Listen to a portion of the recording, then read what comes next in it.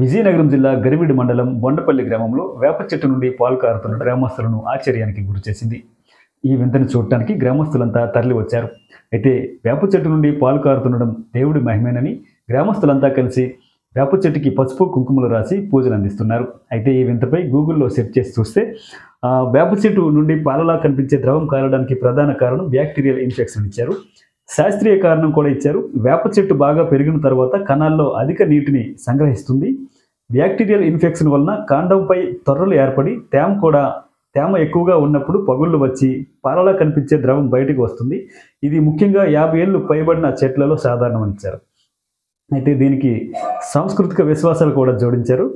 ఇటువంటి ఘటనలు ఆంధ్రప్రదేశ్, తమిళనాడు వంటి ప్రాంతాల్లో జరిగి స్థానికులు దైవత్వ మహిమగా భావించి పూజలు చేస్తారు. మహిళలు వేప చెట్టుని అమ్మవారి స్వరూపంగా చూసి చందనం, పసుపు అలంకరిస్తారు. అయినప్పటికీ ఇది అసాధారణమైనది కాదు అని ఇచ్చారు. కంటిన్యూ వస్తూనే ఉన్నాయి. 3 గంటలు హోల్స్ వచ్చి మధ్య హోల్ నుంచి పాలు కారుతాయి చూడు ఒకసారి చెట్టుకి. మూడు హోల్స్ నుంచి కరెక్ట్ గా ఏం చెప్తారా మీరు? మధ్య హోల్ కంటిన్యూ నీలాటలు ఎంతమంది ఉన్నారో చూడు ఇక్కడ. దండం పెట్టుకో. పాలు కారుతున్నాయి. ఎవరు మాట్లాడారు? అవును నిజంగానే.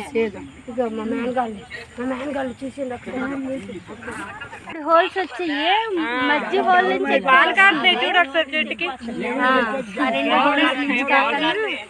మూడు హోల్స్ నుంచి కరెక్ట్ గా ఏం చెప్తారా మీరు? మధ్య హోల్ నుంచి ఎక్కువ వస్తుంది. కంటిన్యూ వస్తూనే ఉన్నాయి.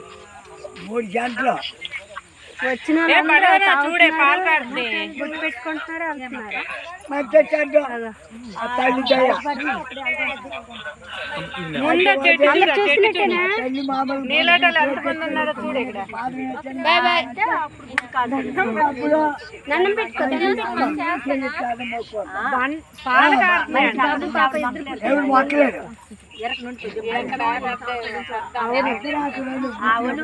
అవును నిజంగానే. మా మేనగాళ్ళు